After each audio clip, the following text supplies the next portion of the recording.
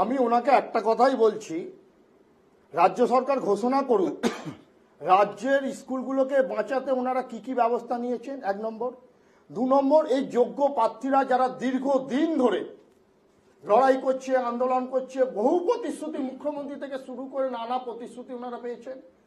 প্রতিশ্রুতির বিনিময়ে এনারা দেখেছেন সাদা খাতার বিনিময়ে রিক্রুটমেন্ট হতে, এনারা দেখেছেন অর্থের বিনিময়ে রিক্রুটমেন্ট হতে, অযোগ্য প্রার্থীদের রিক্রুটমেন্ট হতে দেখেছেন, এবং পার্টির তল্পিবাহক যাদের তারাও অর্থের বিনিময়ে রিক্রুটমেন্ট হতে দেখেছেন। কিন্তু বাস্তবে এনাদের যে যোগ্য, এনারা যোগ্য পড়ে আছে দীর্ঘদিন ধরে, অস্বীকার করতে পারছেন না মুখ্যমন্ত্রী কিন্তু যে এনারা যোগ্য নন, তার সত্ত্বেও এনারা রিক্রুটমেন্ট করছেন না।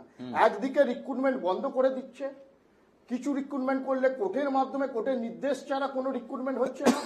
অপরদিকে রাজ্যের স্কুলগুলোর দৈন্য দশা, টিচার নেই, ছাত্রগুলোর গার্জেন অভিভাবকরা কি করবে? যেখানে একটা প্রাথমিক স্কুলে ন্যূনতম এখন মাইনরিটি ছাড়া এলাকায় 60 জন আশেপাশে বাচ্চা, 2 জন টিচার নিয়ে 6টা ক্লাস বাস্তবে কি সম্ভব? আমি প্রাথমিকের ক্ষেত্রেও বলছি সম্ভব। বেশ একাধিক প্রশ্ন উঠছে, যদি সত্যি রাজ্যের সরকারি স্কুলের এত দৈন্য অবস্থা হয় তাহলে এই